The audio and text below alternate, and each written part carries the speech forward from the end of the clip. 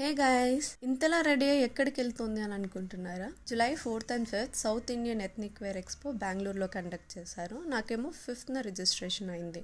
So అక్కడికే నా ప్రయాణం. ఎంటర్ అవ్వగానే ఆ క్రౌడ్ని చూసి చాలా భయం వేసింది. నాకు తోడు లేకుంటే డెఫినెట్గా రిటర్న్ అయిపోయేదానేమో. గాడ్స్ గ్రేస్ తోడు తీసుకెళ్ళా. ఈ ఎక్స్పీరియన్స్ చాలా యూనిక్ అనిపించింది. చాలా పెద్ద మ్యానుఫ్యాక్చరర్స్ వాళ్ళ ప్రోడక్ట్ని ఎగ్జిబిషన్ చేశారు అక్కడ. నాకు మాత్రం ఒక 2 బ్రాండ్స్ నచ్చింది.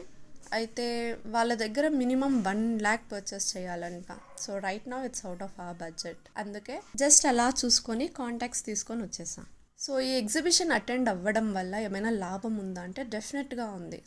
అక్కడ pure fabrics, semi fabrics and polyester mix fabrics అన్నీ ఎగ్జిబిట్ చేశారు. So you will definitely know వాటి ప్రైజెస్ ఎలా ఉంటుంది అండ్ ఆ ఫ్యాబ్రిక్స్ ఎలా ఐడెంటిఫై చేయొచ్చు అనే నాలెడ్జ్ ఖచ్చితంగా వస్తుంది.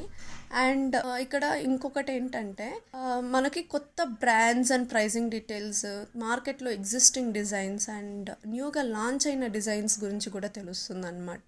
అయితే ఒక ఇన్ఫర్మేషన్ తెలుసుకున్నాను. కొన్ని షాప్స్కి, కొన్ని స్టాల్స్కి ఎంటర్ అవ్వాలి అంటే మనకి GST ID and visiting cards compulsory ఉండాలి. అవి కానీ లేకుంటే we can't even enter and see the designs.